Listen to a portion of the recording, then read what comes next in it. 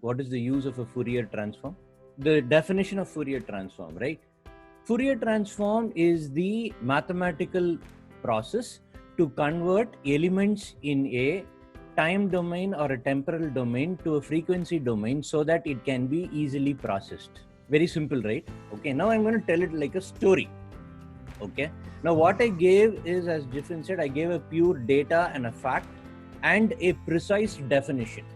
Okay, you are asking me how do I go from Cochin to Trivandrum? Okay, so I'm telling there are buses, you can take the bus and go. Okay, then you ask me what time is the bus? So it says the first bus is at 4:30, the second bus is at 5:30, the third bus is at 6:30, the next bus is at 7:30.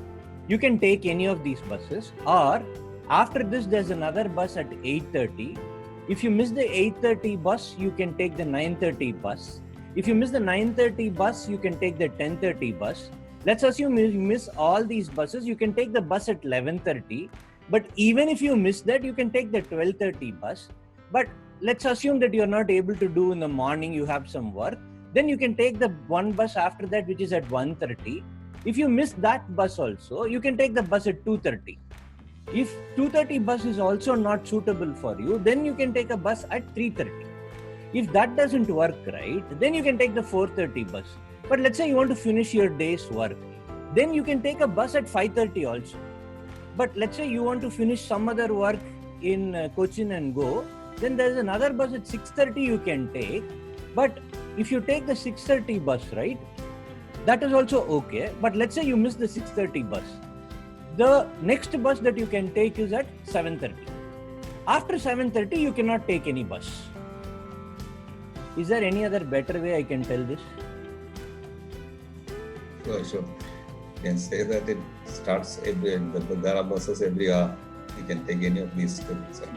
Correct. The first bus is at 4:30 and every hour there is one bus. What did we just do? Fourier transform. I converted data in a time domain to a frequency domain. This is how one of my friends explained Fourier transform to me. I will never forget it for life. I'm sure most of you won't ever forget what Fourier transform is. There are key things that happened here. One, first, what I told is a pure definition, data, facts. Right? It was pretty boring. Now tell me something, when I was repeating this whole thing, right? Did you go through different emotions? Yeah. A little bit of irritation? Yes, I understand, man. Can you move on? I get it. Okay. What are you trying to say? So there is an emotion that I invoked. Okay. And finally, when I told that we can be told it this way, and you are able to tell, I can tell it with 1 hour. Did you also feel good? You know what? I was able to tell that same thing in a much more precise manner. Yeah. So there was a kind of a change in emotions, right? There was a kind of a little bit of a tension, and then there was a joy, little bit. All these things happened very quickly within a 2-minute period. We typically tend to present data.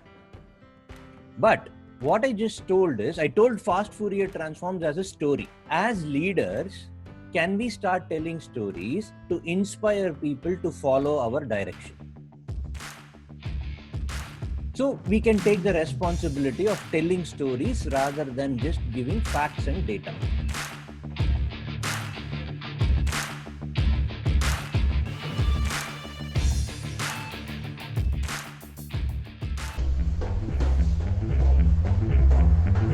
Visualization is right at the heart of my own work too.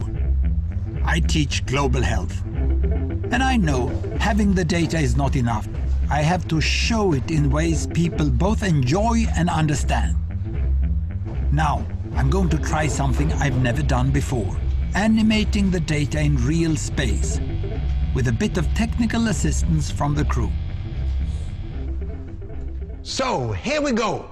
First, an axis for health. Life expectancy, from 25 years to 75 years. And down here, an axis for wealth, income per person, $400, $4,000, and $40,000. So down here is poor and sick, and up here is rich and healthy. Now, I'm going to show you the world 200 years ago in 1810. Here come all the countries. Europe brown, Asia red, Middle East green, Africa south of Sahara blue, and the Americas yellow. And the size of the country bubbles show the size of the population. And in 1810, it was pretty crowded down there, wasn't it? All countries were sick and poor. Life expectancy were below 40 in all countries. And only UK and the Netherlands were slightly better off, but not much. And now, why start the world? The Industrial Revolution makes countries in Europe and elsewhere move away from the rest. But the colonized countries in Asia and Africa, they are stuck down there. And eventually, the Western countries get healthier and healthier. And now we slow down to show the impact of the First World War and the Spanish flu epidemic. What a catastrophe! And now I speed up through the 1920s and the 1930s. And in spite of the Great Depression, Western countries forge on towards greater wealth and health. Japan and some others try to follow, but most countries stay down here. Now, after the tragedies of the Second World War, we stop a bit to look at the world in 1948. 1948 was a great year. The war was over, Sweden topped the medal table at the Winter Olympics, and I was born. But the differences between the countries of the world was wider than ever. United States was in the front, Japan was catching up. Brazil was way behind, Iran was getting a little richer from oil, but still had short lives. And the Asian giants, China, India, Pakistan, Bangladesh and Indonesia, they were still poor and sick down here. But look what is about to happen. Here we go again. In my lifetime, former colonies gained independence, and then finally they started to get healthier and healthier and healthier. And in the 1970s, then countries in Asia and Latin America started to catch up with the Western countries. They became the emerging economies. Some in Africa follows. Some Africans were stuck in civil war and others hit by HIV. And now we can see the world today in the most up-to-date statistics. Most people today live in the middle, but there are huge differences at the same time between the best of countries and the worst of countries. And there are also huge inequalities within countries. These bubbles show country averages, but I can split them. Take China, I can split it into provinces. There goes Shanghai.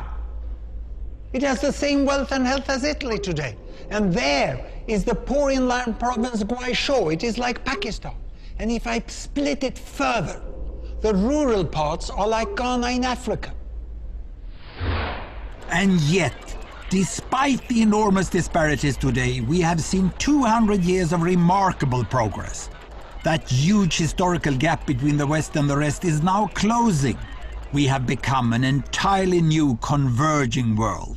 And I see a clear trend into the future. With aid, trade, green technology and peace, it's fully possible that everyone can make it to the healthy, wealthy corner. Well, what you just seen in the last few minutes is a story of 200 countries shown over 200 years and beyond. It involved plotting of 120,000 numbers. Pretty neat, huh? The most important thing in this video, right, is you can actually convey a huge amount of time, huge amount of information and things with a short period of time. So it was not just data presentation, right? There was a good, bad, you felt, oh, this what has happened, is it? Oh, these countries were bad, like that. A great pitch can happen to a team member, to another team member, to a senior management, or even to the customers. We typically associate great pitches to customers itself. But I would say any interaction a technical leader is trying to have with anybody, it should be a great pitch and it should be a great story. Even if it is a 10-minute discussion, there should be a story inside that. That should be our kind of goal. So what is it that makes a great story? But there are what we call as the 3 typical problems with presentations. Now, even though we are talking about presentations, it could be any meeting also that we talk about. The first problem is we take too much time in setting the context. So everybody gets into a review meeting and then somebody will say, we are trying to review this project for blah, blah, blah. And before we get to the actual crux of the meeting itself, too much time has gone. And anything else do you feel happens when you take too much time to set context? People will lose their interest and will Exactly. not listen to the rest. Perfect point. Yes. People lose interest. Okay. Second is there's too much information. We try to use PowerPoints as a Word document, right? You try to cram as much information into that. The third one is usually there is too much of text on it. Now that doesn't mean that I remove text and put some random images it will become. But if it's too textual, what is the problem? People start reading it, right? And they start coming to their own inferences. So these 3 things is what usually kills presentations. Now let's take a very simple story that we had come about, which we had, all of us would have read the Thirsty Crow. Anybody here not aware of the Thirsty Crow story?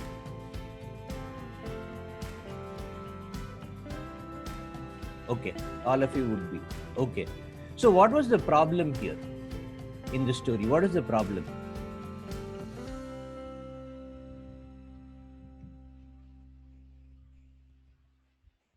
Thirst. So the crow was thirsty, correct? But the water was too less. So it couldn't drink the water. So the problem itself, when it is presented, invokes a curiosity in the readers. Oh, okay, the crow is thirsty. Now what will it do to drink the water? So the solution was there. What did it do? It dropped stones into that. And hence the water rose. And then the achievement is it drank water with very little, when it was very little in the pot itself. So what we call is the ability to define the story into 3 parts. There should be a problem for which a solution has to be done, and that solution ends in an achievement here. So in this case, problem is crow is 30 and the water is too less and its beak cannot reach. Solution is put stones into it till the water arises. Achievement is the crow was smart enough to drink the little water without breaking the pot. Okay.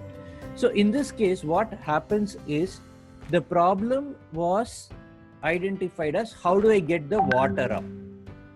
So that was a kind of zoom in. That's the key message that the crow was about to do.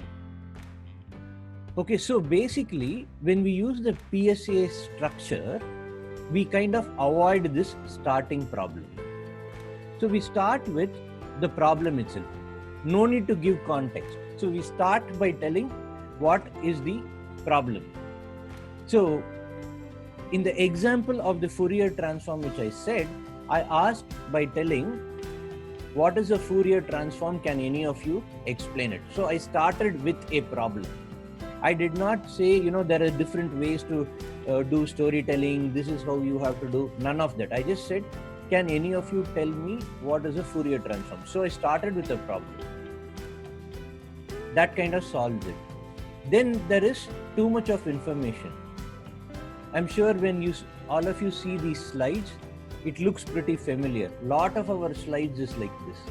And especially in the service offering slides, it becomes very tricky, especially when there's so much of data crammed in. In fact, it's hard to differentiate between one competitor and another competitor because everybody is trying to cram most information. So with services companies, sometimes it gets interesting. If you just look at the slides, I don't know from which company it has come. It could be from HCL or Cognizant or Wipro. They all look pretty much similar to each other. So too much of data is another problem, right? The key aspect is lot of data is actually the tip, whereas we would need to address the bottom of the iceberg. when we are trying to relate a story. Now, if you kind of look at the top 3 presentations that you had done, just make a note of it mentally and go back and look at it. Most of them would qualify the 3 conditions which I talked about. Too much of data, too much of time taken to set a context would be there. So what is the key thing to understanding is what is the purpose of a presentation is to actually show the highlights of the achievement of whatever we are trying to present. Can anyone tell me why is that important?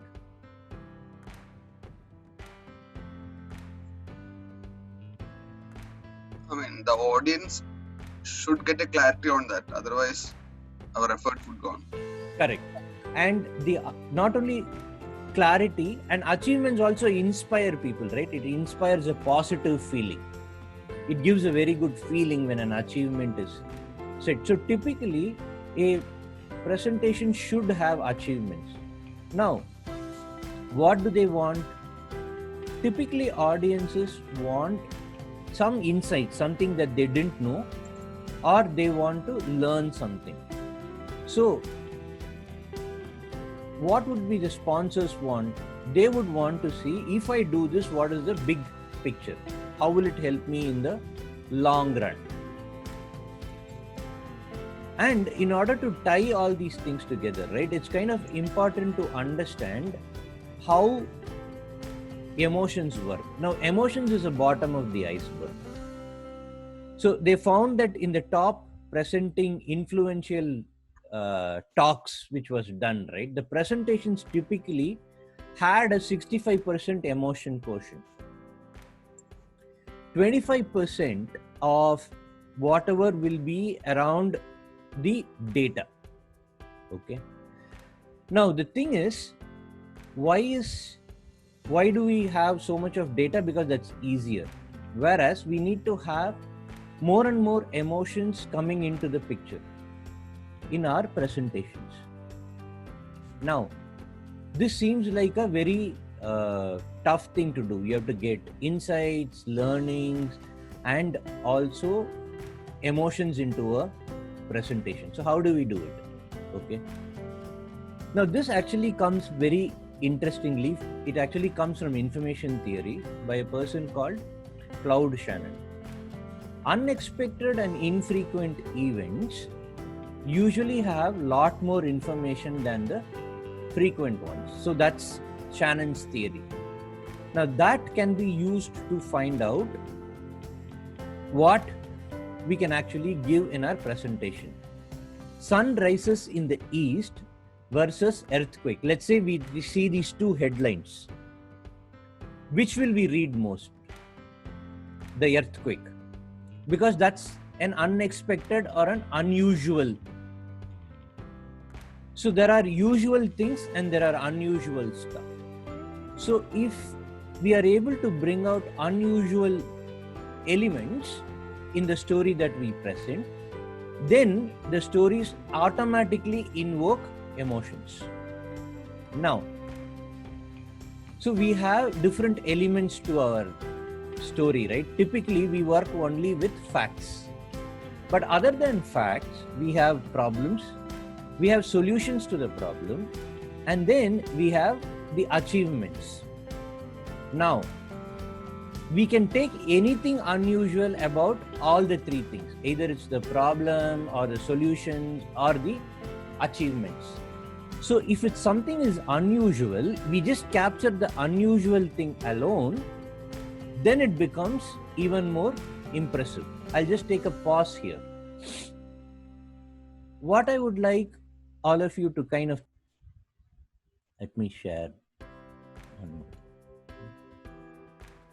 And one of the other ways of picking unusual stuff is when you take cumulative elements, they become unusual. So in summary, we would have a problem and there is a solution and an achievement. This is what typically happens in any situation that we want to take.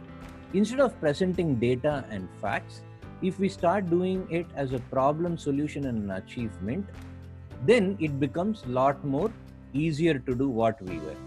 Now, the interesting thing here, it is very difficult as you begin to find a unusual problem and a solution and an achievement. So we call it as the UPSA. This is one of the fractals that you would see when you are doing the journal. Now, it is not necessary that you need to have all the three elements present. Let's take some example here. Okay. Now, let's say, let's talk about Hypoha itself. Now, if we talk about BTG, let's say all of you want to talk about BTG or how it is working to some other person within your team or in your family like that. What can any of you identify some unusual P or S or A for this, for BTGs? Just spending 2 or 3 minutes, I am able to achieve health benefits. Perfect. Good point. Very nice point, right? So that is, what is that? Is that a P, S or a A? What did you just identify? You noted an achievement. Okay. Now, what is unusual about the solution? Just by spending 2-3 minutes every day, I need not spend 1 hour or 2 hours. Correct. So that is the unusual part of the solution. Okay. Now we can also say, as a group, right, around 80 to 90% of us have been able to do a lot of things consistently over a period of 4 or 5 months.